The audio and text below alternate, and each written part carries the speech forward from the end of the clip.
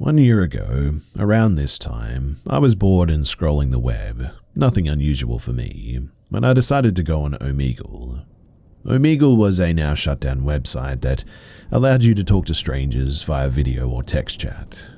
It was around for a long time, and I used it frequently when I was younger as a bit of a time waster. There were plenty of creeps on there, sure, but I've had an equal amount of pleasant interactions and conversations on the site too. On Omegle, you could type in tags as well, basically keywords that describe the type of conversation or person you're looking for, and you would match someone with the same ones. I always used alt for alternative. I feel like it weeded out a lot of rude people, I suppose, and connected me to more people my age. For reference too, I was 19 at the time. So, I connected with someone who called himself Kane, and we started chatting via text. He said that he was 23, and I said my age back. We exchanged some small talk, and before I knew it, we were pretty much talking all night. All night in fact. We lived in the same time zone, you see, and I had stayed up until 6 a.m. chatting about philosophy and life and our interests, just because he was entertaining and I was having fun. When we were talking about our general areas that we live in, he then said abruptly, we should meet up sometime. I laughed initially, but it turns out that he was actually serious, and it also turns out that we only lived like 3 to 4 hours away from each other, so he was really considering this. I am an anxiety-ridden person though, but for whatever reason I thought that he might be normal due to the fact that I just spent hours and hours talking to him, and I didn't pick up on any red flags. So I said, sure, why the heck not? I know, this is an incredibly stupid mistake. I have a big heart though, and frequently make the mistake of giving others the benefit of the doubt. So, just like that, we started planning a camping trip. He was set on doing it just days after that morning because that was when he was off work next. I agreed because I didn't have anything to do at the time. I asked for his number so that we could talk somewhere else other than Omegle about the trip. He gave it to me and I texted it, and noticed that the message showed green on my iPhone. This indicated that he was using a Samsung or an Android. Teasingly, I said something along the lines of, "What's up with the Samsung?" After a few minutes, he texted back, saying that he had 2 phones and that one was for work. That was the first red flag that went off in my head. Why would he need 2 phones for work at his age? Of course, there's possible reasons, I suppose, but it just set off that intuitive feeling, I guess. One that I regret not listening to in the end. I asked what the job was, and he said that he worked for the state. He added that he isn't allowed to share details about his job because he signed papers saying that he wouldn't, and that he could get fired if he were to violate his agreement. I was still wary of this, but I just figured that he must have worked for a police station or the town council or something to do with law enforcement or something, and that I was probably just overthinking it. Well, days passed and the date for our camping trip approached quickly. He wanted to take me someplace close to where he lives, near a mountain in New York. By the way, don't worry, this isn't near my actual house at all. Obviously, I wanted to do at least a little research about where I was going, so I popped the name into Google. A bunch of results popped up about the soil on the mountain being contaminated with arsenic due to the old mines in the area. All of the government and the state articles that I read said that it was still safe to hike there, and that you should wash your skin and shoes after hiking. I still had a feeling of unease about the whole thing, I guess. I texted Kane and asked him why we were going to some place that could potentially be dangerous. He assured me that nothing would happen, and said that he chose the spot because it's somewhere him and his friends frequently camp. This slightly reassured me, I suppose. He does know the area better than me, after all. Now, my parents are definitely over-suspicious of everyone. Strict is also a safe word. For good reason, though. They're just protective, I guess. So I told them that I was meeting up with a friend that I'd met over a video game, and that I'd already known him for a month. I knew this would be less likely to freak them out than the truth, and they were adamant that this was a horrible idea, but finally let me go off when Kane pulled into my driveway. He didn't come inside, and waited outside of his car for me. After a brief introduction, my mum rushed out to meet him and asked a few questions about the area that we were headed to, and then we were off. We pulled into the Starbucks by my house so that he could get a coffee, since he was tired from the drive up there. We sat in his car for about maybe an hour and a half afterwards, and during that time he asked me to rate the playlist that he put on, and showed me how he writes down every single song that he likes in a little notebook that he kept in his car. I thought that was a bit weird, but kind of sweet as well. Like, what guy these days writes down songs, right? After an hour or so passed, though, I told him that we should get going so that we can get to the campsite before dark. He kept saying just 5 more minutes, though, and after about 30 minutes of insisting that we need to leave to make it on time, he finally let us start on the road. While we drove the 4 hours up to our destination, Kane mostly talked about himself. He told me long stories about his friends and a girl that he used to date that he doesn't like. I thought that this was a bit strange. Who talks about another woman to a girl like this? After telling stories for about 2 hours, I tried to deviate to a brighter topic and asked what kind of things that he's into, hobby-wise. I already knew the stuff that he told me online, but I was trying not to suffer from awkward silence or any more of his weird ramblings. He said that he thinks that eating healthy is important, and that people who eat junk food are stupid. He also says that he only wears sustainable clothing that's made from cotton or wool. I don't have a problem with being sustainable at all, but he was saying it in a really sort of, obnoxious way, I guess. Then he turned to me and asked the first question about me since we had gotten into the car. What brought you to Omegle? I told him that I was bored and that I like meeting new and interesting people, and that was about it. He nodded slowly and thought and grinned, showing the most expression that I've seen on his face so far. He said that he likes to go on Omegle and tell people that he's a soldier in Russia, and that he was torturing people as he spoke to them. I sat there in silence and just kind of stared at him, waiting for him to say that he was just kidding, and that it was just some sort of messed up humor. But he didn't. He just laughed and said, "What?" Well, as we neared the campsite, I mentioned that I was getting kind of hungry. He said that we can stop at Whole Foods before going to camp for the night. In my head, I sighed about this, knowing that he was probably going to judge me for whatever I picked out there, but it wasn't a problem for me and I was hungry, so I agreed. In Whole Foods, he made me pay for both of our meals because his card wouldn't work there. He didn't even try, in fact. This annoyed me, I'll admit, but I was just eager to get to camp, so I paid and we sat down outside to eat. After about maybe an hour, we were finally ready to get to camp, so we drive up the mountain and he pulls into a small parking area with about 3 spots. Cars were parked there and older men were surrounding the car smoking some weed. Nothing they were doing was wrong, at least morally, to me. But it just made me uncomfortable that they were there so late at night.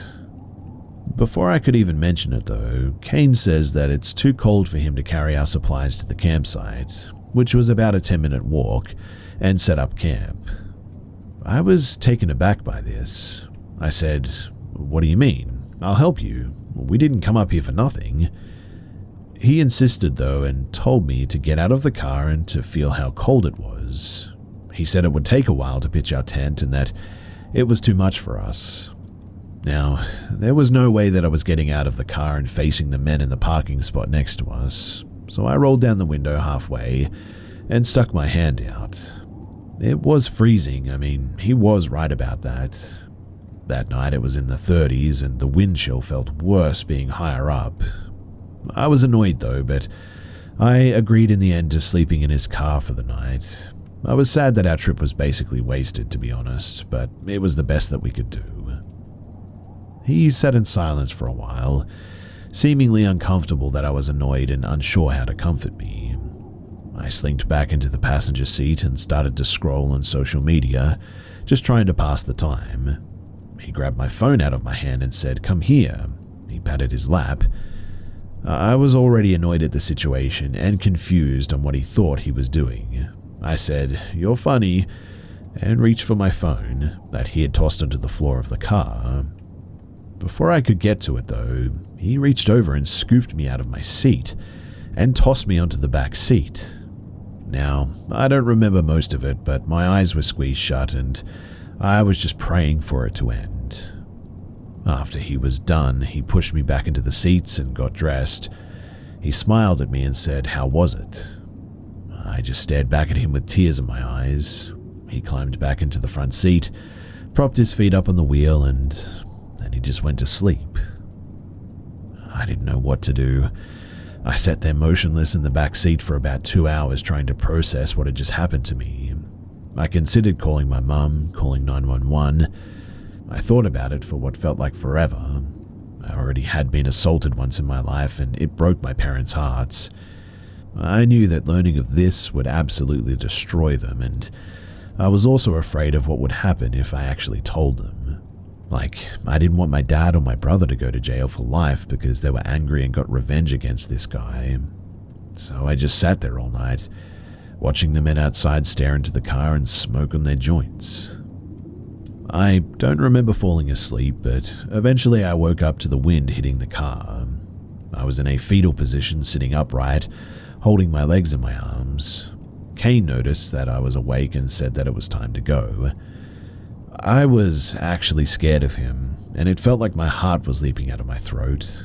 Adrenaline was pumping through my body, and I started scanning the back seat and our overnight bags for something that I could use as a weapon in case he were to pursue me again. I ended up holding onto my full metal water bottle, and it wasn't deadly by any means, but it could knock someone out, and holding it made me feel safer. That much was for sure. I stayed in the back and Kane started driving. I asked where we were going, and he said to get breakfast, almost as if that was obvious, and it was silly of me to ask. After driving down the mountain back into the city, we pulled into a parking garage, and he tells me to get out, that we're here. I get out of the car and cling close to it, not wanting to let him get behind me. I was thinking about making a run for it, honestly, but didn't want to risk getting chased and overpowered by him again. I followed him to a little Mexican spot on the corner, and he told me to order pancakes so that he could have some. This obviously ticked me off even more than I already was, but I didn't say anything because I was afraid that there would be consequences if I showed negative emotions at this point. I ate a few bites of my food, and he happily ate the rest of my plate. He paid quickly with cash and took me back to the car, where he lay down in the back seat. He said that he was going to take a nap because he didn't sleep well last night. I didn't want to argue with him, so I let him sleep. And he slept for about 3 hours. The whole time I was watching YouTube videos trying to calm myself down and keep a clear head. It was about 9 a.m. and around this time my mum was waking up and texted me saying that she wants me to be home. I told her that Kane was taking a nap and that I would be home soon. She didn't like the sound of that and insisted that I come home now. I was happy to have a reason to get the heck out of there, to be honest, one that might be convincing to Kane too. So I woke him up and he became angry with me, saying, "Don't wake me up next time. Play on your phone, watch TikTok or something." I was shaking, but I managed to say that my mum wanted me home and that we needed to go. He said to let him sleep for 30 more minutes and told me to set a timer on my phone, and so I did. 30 minutes, though, felt like 30 hours, and once it went off, I woke him up once again. This time, I filmed myself waking him up because I was afraid of what was going to happen. He was angry once again, and I told him that 30 minutes was up. I asked to leave, begged him to leave in the end, and he said no. Over and over, he said that we weren't leaving yet. I was now shaking uncontrollably, but I put on a brave face and pretended like I was being playful. I said, "Okay, I'll just get an Uber then." I turned around and started to open the car door when I felt his hand grab my shoulder and dig into it, yanking me back into my place. I honestly think that I blacked out from fear for a few seconds. He said, "What the heck are you doing?" His hand was still on my shoulder, his fingers squeezing into my skin. My mind was racing and I was on the verge of tears. This caught his eye and I quickly played it off by saying that my mum would call the police to come and get me if I wasn't home soon. I had mentioned earlier that my dad works in law enforcement, so this was a little bit more believable of a lie, I guess. And at the mention of police, something changed in his face. He looked frantic. He let go of me and unhappily agreed to drive me home. I felt a deep relief, the deepest relief that I've ever felt, and swallowed the lump in my throat as he climbed into the front seat and started our 5-hour drive back to my house. The drive back was much quieter than the drive up. I didn't say anything unless he initiated. I just gripped my phone in my hand and tried not to make eye contact with him. I wondered if he had any remorse for what he did in those moments. When we reached the town where I live, it was about 11:30 at night. Kane pulled into the main strip to get to my house, and I saw flashing lights behind me. Honestly, my first instinct was to be scared because my dad is a cop, and so I've always made extra sure not to break any traffic rules. The police pulled us over, though, and 2 men stepped out of the cop car. I frantically rolled down my window so that they could see my familiar face, the daughter of their boss. One of them greeted me and looked both concerned and disappointed that I was in the car with someone getting pulled over. The other cop told Kane to get out of the car while I explained what we were doing out so late. Obviously, I spared the illegal and horrific details. I was tired, scared, and I needed to be safe in my own home. I also didn't want them waking up my sleeping dad with such bad news. I overheard the second officer ask Kane about his information, though, when he said, "What's your name, son?" Kane mumbled something and he said to speak up. The name that he gave was not Kane, though, and he told the officer that he was 22, not 23. My heart sank into my feet, and I sat there motionless while they explained to Kane that he had missed a stop sign and that they were letting him off with a warning. They told me to get home, and I nodded my head. When we pulled off, I let my emotions take over, and I started screaming at the stranger that I was sitting next to. "Why did you lie to me? What is wrong with you?" He looked distressed from the volume of my yelling and told me to calm down, that he was sorry that he lied. He said that he only lied about his identity for his own safety. That honestly baffled me, considering that he had just assaulted me. I screamed at him all the way to my house, and as we pulled in, I threw the car doors open and started throwing my stuff out onto the lawn, desperate to just get far away from him now.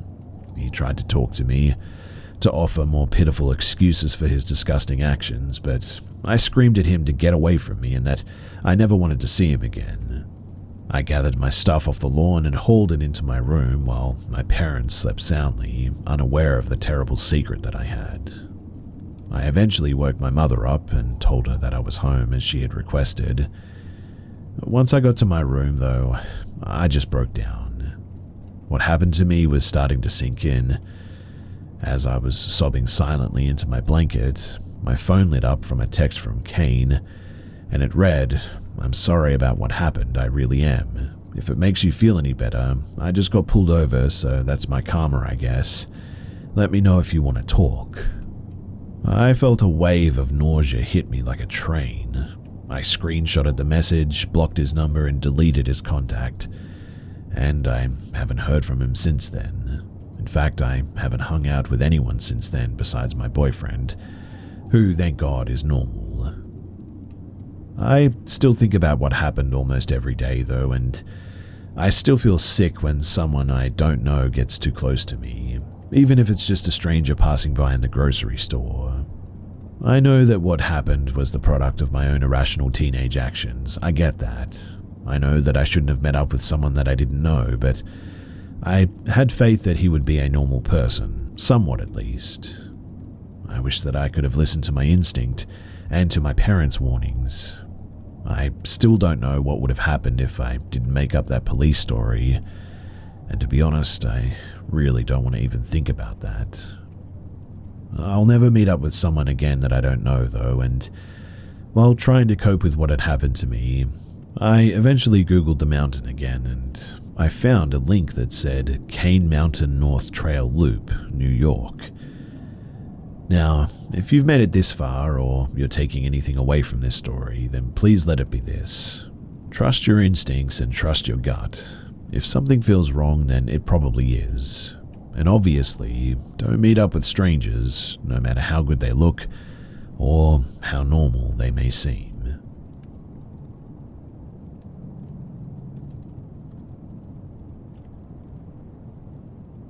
So I fell out of contact with my brother about 15 years ago, due to how my parents are.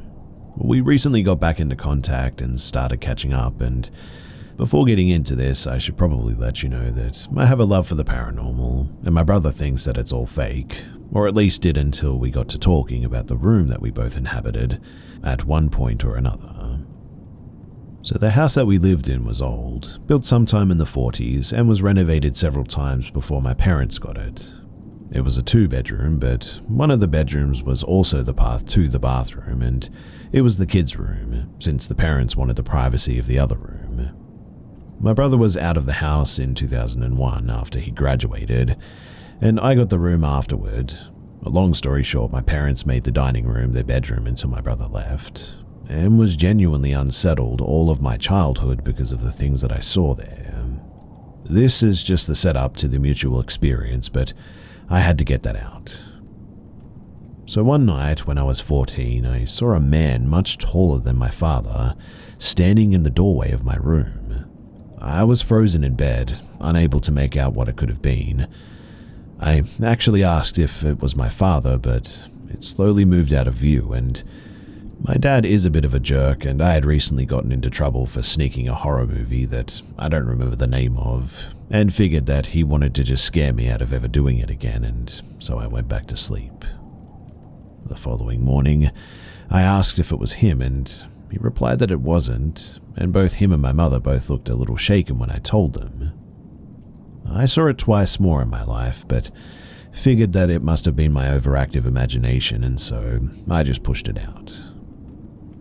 Cut to this year though, and I told my brother about it, and when I did, he went pale and silent for a moment, before telling me that he had seen the figure as well, back when he lived in that room as a younger teen, and he also had some of the similar frights that I had over the years, like a mirror incident. And when I asked my parents, they finally admitted to having seen the man as well at one point, but figured that it was just exhaustion. That house had a list of bizarre things happen in it, but I just wanted to share this one experience that was verified by multiple people.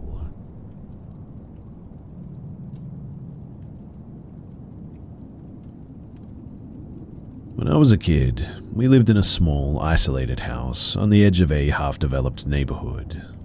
There were only about 6 houses on our block, and ours was the last one before many overgrown weeds and empty land stretched out into the dark. At night, the area was deserted, and you'd rarely see anyone stepping outside. I lived there from the ages of 7 to 13, and looking back, it felt like I was trapped inside one of those disturbing, uncanny horror films where reality always seems just a little bit off.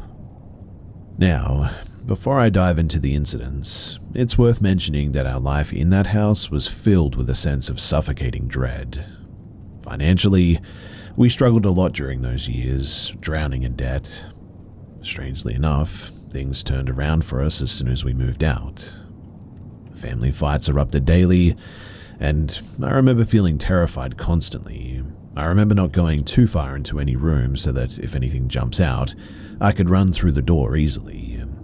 I don't know why I did that, to be honest, but it's just how I felt. But here are some of the events that made me believe that something was definitely haunting us. So, I remember staying home from school one day because I was sick. I was curled up on the couch watching Barney and Friends, trying to distract myself from the eerie feeling of the house. At some point, I felt someone standing beside me though. I assumed it was my mum joining me to watch the show, so I didn't think much of it. A few minutes passed and I casually asked her something. There was no response. I asked her one more time and there was no response again, so I turned around to find that nobody was there. But that was when it hit me. My mum wasn't even home and she had left for work hours ago, and I was completely alone in that house. This freaked me out, and I opened the front door and sat on the porch until my parents came home because it just felt that real. It felt like someone was actually there right next to me.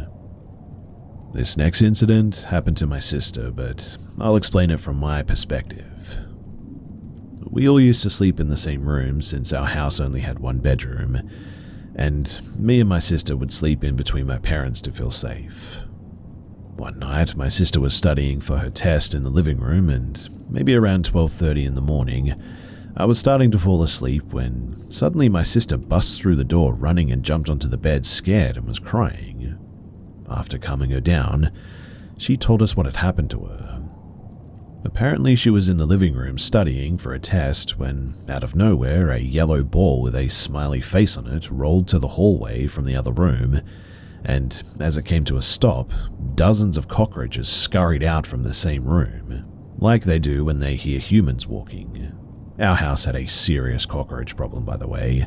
The floors practically came alive with them at night. She said, though, that a heavy sense of dread washed over her as she stared into that dark hallway. Then she saw it, a shadowy figure emerging from the darkness, moving in a way that made her feel cold all over. She also told us that she felt stuck for a second and froze in fear before she ran into the bedroom, and that's when we met her. On another occasion, one morning, my dad couldn't find his glasses. He had recently undergone cataract surgery, so they were pretty essential. The whole family spent what felt like hours and hours scouring every inch of that house. We checked his shelf multiple times, which was where he usually kept them, but they were just nowhere to be found. Eventually, we left for school defeated and convinced that the glasses were gone for good. But later that evening, as we were sitting around, my dad suddenly called out to my mum, sounding almost angry. We rushed over to find the glasses sitting right there on the shelf, exactly where we had checked over and over again. My dad thought that we were playing a prank on him, but I can assure you that we weren't. Really, there was just no explanation for how they could have reappeared like that, and it wasn't him pranking us either because he was so mad that day. Now, this next one is actually pretty scary. How would you feel if a random creepy-looking guy stood in front of your house and just started chanting? Well, in South Indian culture, there is such a figure. I've not heard much about them, but they are like devotees of God who roam the streets and just sort of randomly tell fortunes to people, but most people avoid them, fearing that his predictions might bring misfortune. My first encounter with one of them, though, was when I was young. I remember hearing a man singing some kind of a religious song near our doorstep, like literally a few meters away from our door. And so obviously I went to check on it, but my mum quickly grabbed me from the back and told me to be silent and to not make any sound. We pretended like there was nobody home, and eventually he must have gone away. But I was really confused and asked my mum who he was, but she didn't explain and just sort of brushed it off. Well, years later, as the strange happenings in our house grew more intense, a similar figure began appearing near our house while my dad was home alone.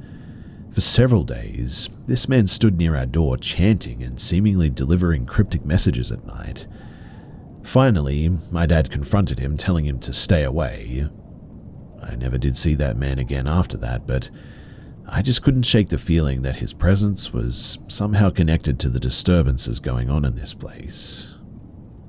My sister also had reoccurring nightmares while we lived there.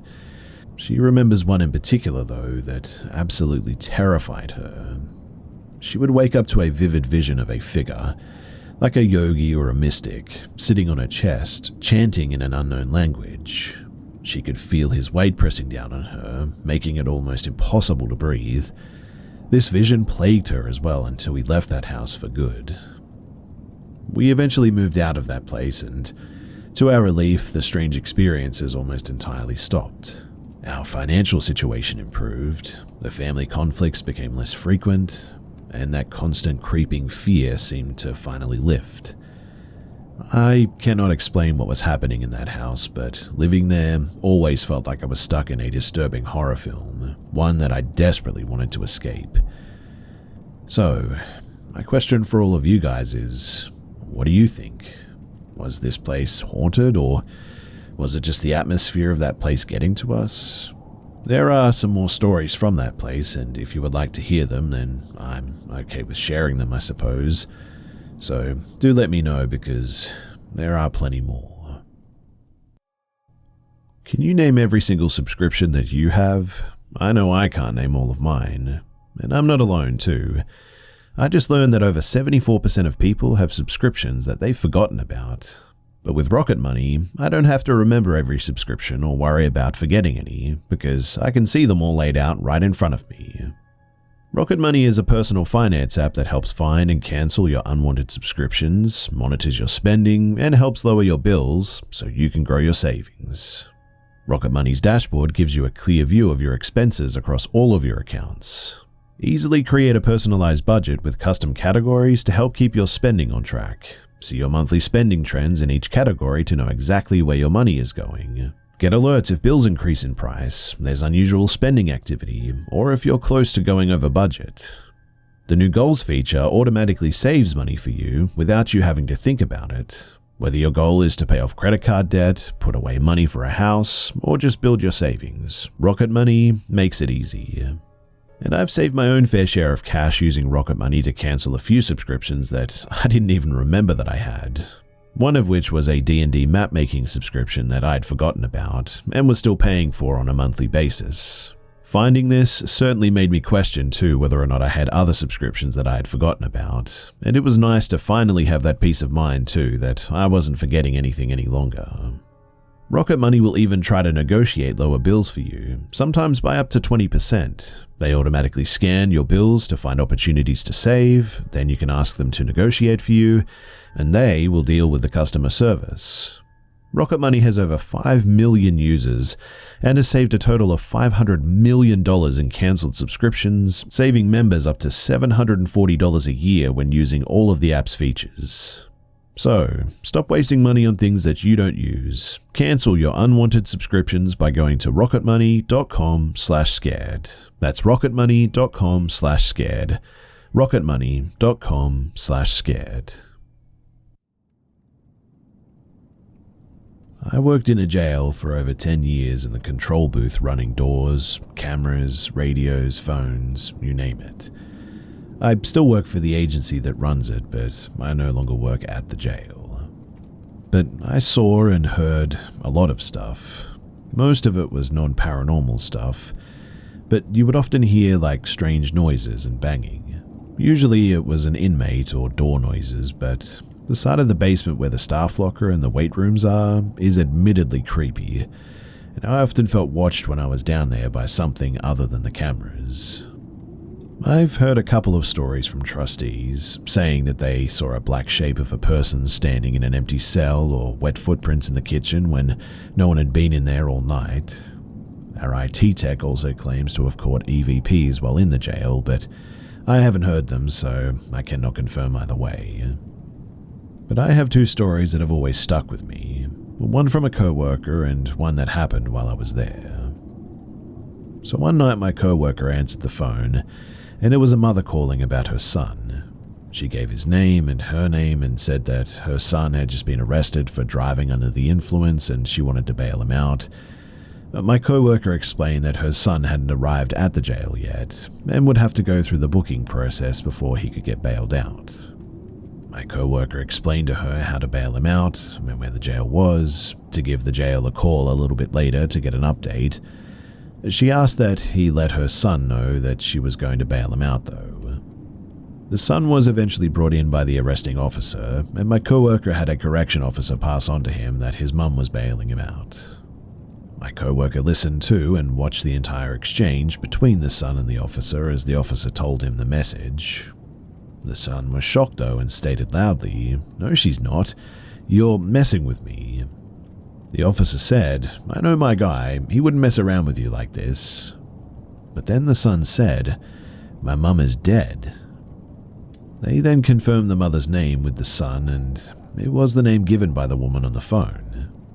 My co-worker swears up and down, though, that he talked with a woman saying that she was his mum. The man would not be on the roster yet, but it could have been someone who heard his name called over the police radio, or someone who was with him at the time who was trying to mess with him, I suppose. On another occasion, this story, my story, happened not long before I left the jail.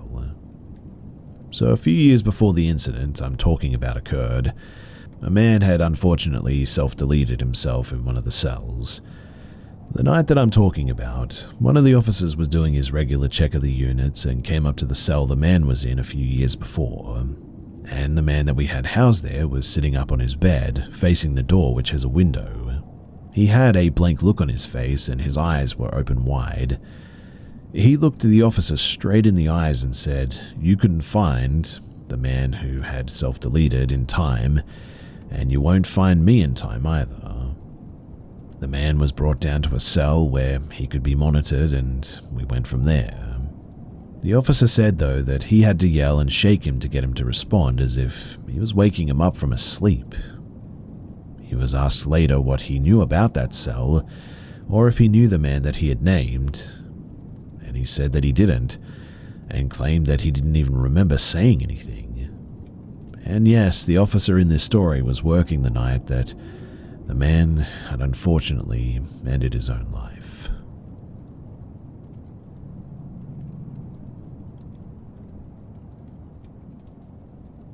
So I haven't had any remarkable experiences of my own, but I'm certainly not a disbeliever either. I have a 5-year-old son. His dad, myself, and him will often stay over at my father-in-law's house, as my father lives across the street, and my brother-in-law lives in the house behind that yard. My brother-in-law has a 2-year-old boy, who my son plays with every time that we're there. They're very close. His name is D, and D goes home around 8 to get ready for bed. He's never out at dark or by himself, and for backstory, this house has a bit of a, I guess you could say, vibe to it. I won't say bad, but it seems to bring out bad emotions for people who are frequently there. So much so that my father-in-law's late fiancée succumbed to her poor mental health in a fiery way in that home. And my boyfriend and I will find ourselves angry and fighting at night there too. Not typical or over any real things. Not typical or over any real things either. This is also common for everyone who visits or has stayed there. Certainly not bad enough that we don't come around or anything, but what my son heard may just change that, at least at night. You see, a couple of nights ago while staying the night, about an hour or two after D had already went home, my son stops playing and starts running to the door, saying that D is here. I just heard him say my name. When we told him that D was at home and in bed, my son said, "No, I just heard him yell my name. He wants me to go and play with him." There was absolutely nobody else but my son and my boyfriend in that house, and we didn't hear anything at all. For how close the call he had heard came from, we should have heard it too. D is very excited over my son and is quite loud when hollering for him, and my son was genuinely confused when we verified that D was at home asleep. So, could this have been something trying to mimic D to lure my son, or just a 5-year-old boy's imagination? He seemed very convinced that somebody had called him. It definitely put a chill down our spines.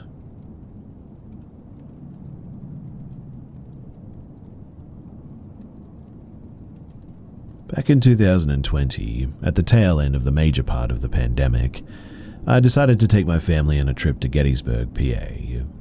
I love history and love reading everything about the Civil War, and Gettysburg is supposed to be a very haunted place, so you would expect to see things out in the battlefield, cemeteries, and old buildings and all that.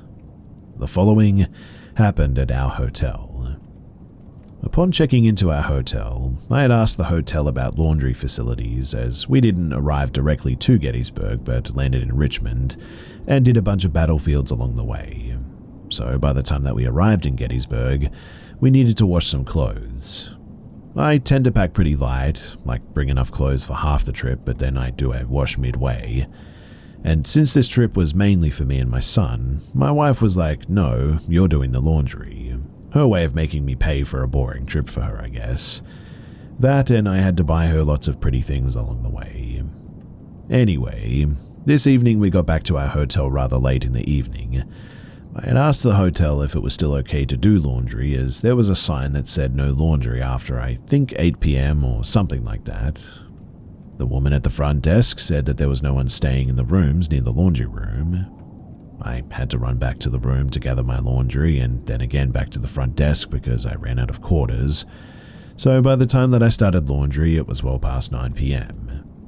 The hotel had one set of washer and dryer there, so rather than run back over to my room, I was looking up things to do the next day and looking at my phone and watching some videos. I had my body facing the washer and dryer, so off to my left-hand side was the interior hallway that led to the other rooms and the double doors to the outside. The noise from the washer was a bit loud when you were in the room. Then when I had my clothes in the dryer and washer, it was even more loud. I was only paying attention to my phone, not looking down the hallway, however, and I had heard a door open and close. I didn't look and just assumed that someone was there down the hallway. Off to the side of my view, though, I saw a shadow walking towards me from the very end of the other hallway. So I poked my head up and turned to look down the hallway, totally expecting to see another guest or maybe a hotel employee or something. But as I turned, there was no one there. I just assumed that maybe they went into a room. I thought in my head, though, that the hotel told me that nobody was staying near the laundry room, but in the main part of the hotel. You also need a hotel keycard to get in from the outside, so it wouldn't have been a random person off the street or anything. In any case, I just go back to looking at my phone. I turn facing the washer and dryer, not paying attention down the hallway anymore. A few minutes later, I then hear a loud boom come from down the hallway. It sort of sounded like metal poles falling over or something. I then jump up and look down the hallway, but I see nothing again. My load that was in the dryer is finished now, so I'm putting that load in a trash bag and putting the load from the washer into the dryer. As I'm doing this, I see again somebody down the hallway off to the side of my eyes. So I turn and the lights look dim down the hallway, but there's no one there. At that, I started to feel very uneasy, as if someone was looking at me. I have to wait another 30 minutes or so for this load to finish. I started to not face the washer and the dryer anymore, but face down the hallway, a little bit freaked out. I can't tell if my eyes are playing tricks on me, or maybe if I'm just a little bit tired from the trip or what, but I keep expecting someone to just pop out or jump out and attack me. I go out into the hallway to make sure that there actually isn't anybody there. I look around and it's just an empty hallway. The outer doors leading to this part of the hotel are closed too. As soon as my load finishes, though, I start packing it in another trash bag. I am in full get the heck out of here mode. Now that all the machines are off and I can hear clearly, I pack my stuff up and start to head out. And just as I get to the door leading to the outside, I distinctly hear footsteps. I turn thinking that somebody is walking up on me, but again, there is no one there. I leave that wing of the hotel and I make it back to the lobby and then back to my room. My wife looks at me like, "What happened to you?" I said, "Well, I totally believe all those stories about Gettysburg being haunted now because that was an experience."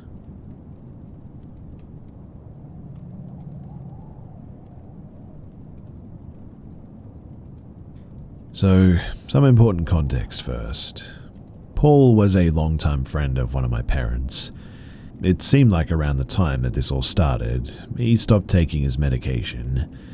I actually had no idea about his disorder prior to the beginning of this whole situation too. This has been ongoing for almost 2 years now. I also live with my parents and sibling. So early 2023, Paul shows up at our house and appears to be on drugs. Police are called, and after a while he's driven home. His friend, my dad Ron, goes to Paul's house to check on him, finds his meds, notices that he's not himself, witnesses him hitting his cat, is also not feeding it properly. And here's where things get a little bit tricky. I'll admit that this is where we went wrong. Okay, so imagine your best friend of many years has a debilitating mental illness, stops taking their meds, beats their pet, and you think, hey, until they get back on their meds, I'm going to take their pet because I love my friend and I don't want them to hurt the animal that they obviously love when on their meds. This was a bad idea, because even in that circumstance, you are not allowed to just take somebody else's pet. We love this cat and we tried to make the best decision for him and his cat at the time. Following this though, hundreds of texts sent to both parents, very angry and scary ramblings. Eventually, I get some texts as well, lots of Facebook posts calling us the villains. We try to look into getting him admitted into a psych ward. It doesn't work out because he's an adult and they can't force him to stay. Sends a friend to try and break into our house in broad daylight, right after we changed the locks because he threatened this prior. By now, we have a caseworker who we've explained the situation to. He understands but says that it's not worth the struggle and suggests a mediated returning of Paul's pet. We do this despite being worried for the cat's well-being. Ironically too, he texts me after the fact saying that we were right to take his cat. I wish I still had this message, but I think I blocked him over text at some point and cannot find it now. You think it's over? Well, think again. Side note too, the amount of texts that we were getting during this time was actually insane. They were all very angry, implied and even outright stated some very scary stuff. Additionally, many of the texts that we would get or posts made to scare and defame us were very jumbled and not well written, which seems to be par for the course for someone with schizophrenia, according to our caseworker at least. The new problem though? Well, when you're friends with someone for over 20 years, you gift them things, they gift you things. That is also true about Paul and Ron's friendship.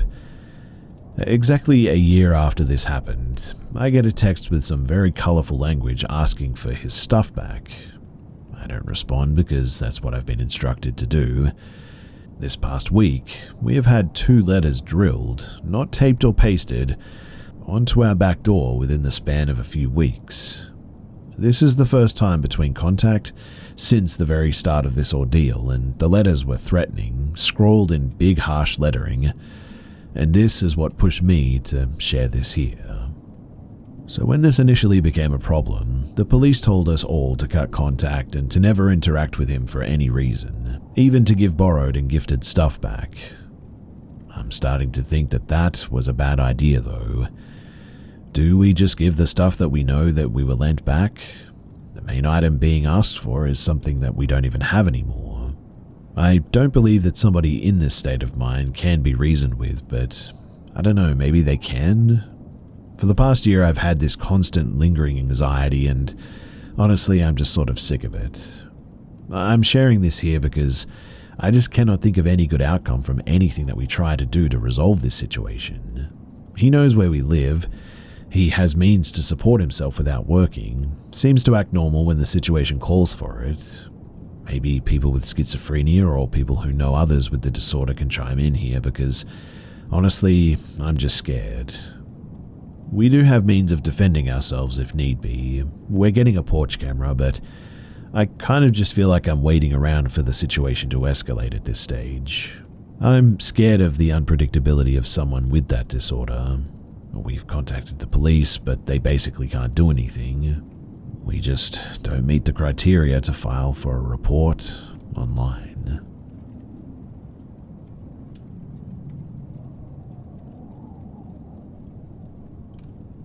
This happened sometime in 2013 when I was 19. I had my room in the basement in my dad's house. It was late at night and I laid there on my bed in complete darkness like I always did. I needed to sleep because I had school the next day, but I suffered from insomnia back then and felt too energetic to fall asleep. I laid there for a good while with thoughts swirling around in my mind like I always did when I suddenly heard some kind of noise. I opened my eyes, but as I mentioned before, it was completely dark. I started to think that I had imagined it, but then I heard it again, a scratching sound. From there it went on, getting more and more intense, and I quickly realized the noise was coming from underneath my bed. My eyes widened and panic spread throughout my body. It sounded as if someone was frantically clawing on the floor. Did I leave one of the cats in here before I went to bed, I thought, trying everything to rationalize the situation. But I already knew not even a cat could make that kind of a noise. Then, that's when I felt something, like a scratching and a punching against my back from underneath my mattress. The best way that I can describe the whole thing is to imagine some poor soul being trapped inside of a coffin, desperately trying to break out, and I was on top of that coffin. Well, I was paralyzed by the shock of it all, not knowing what to do. After I had been laying there for a good while with the scratching and the punching still going on, my fear eventually turned into some kind of rage. I jumped out of bed, ran across the room and turned on the lights. Then I threw myself on the floor, looked under the bed and yelled, "What do you want from me?" But when I did, nothing was there. The scratching, it had stopped and there was nobody else in the room except for me. Somehow I managed to fall asleep eventually after that experience, and a couple of months later, a friend of mine from school moved into our house. She rented a room from my dad on the top floor.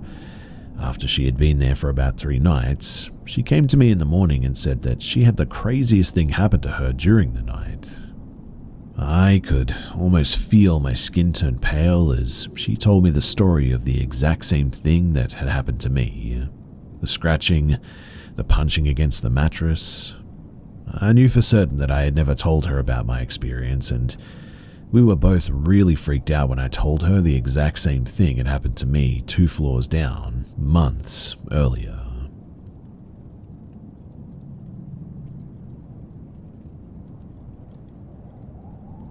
When I was 11, I was walking the 4 blocks to the JCC by my house and meeting my 2 best friends who were sisters, D and B. I was walking and feeling relaxed because I'd walked to the J a million times before. I started walking past a small empty office building, and that's when I noticed a dark car idling way in the back. The car had tinted windows, and the driver rolled down his window and said that I was very beautiful and asked if I modeled. He had sunglasses and a baseball cap on. He also had a salt and pepper sort of red beard. He looked like he was in his 30s or maybe 40s.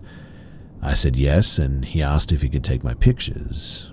I stupidly told him my plans to meet B and D. He said that he could tell that I'd modeled, and I was getting more creeped out by his behavior. He continued to talk to me and then even took a couple of photos of me. As he continued to talk to me, I suddenly got a bit of a bad feeling. My heart suddenly dropped into my stomach. I remembered what my parents said about not talking to any strangers, and all my alarms were suddenly going off.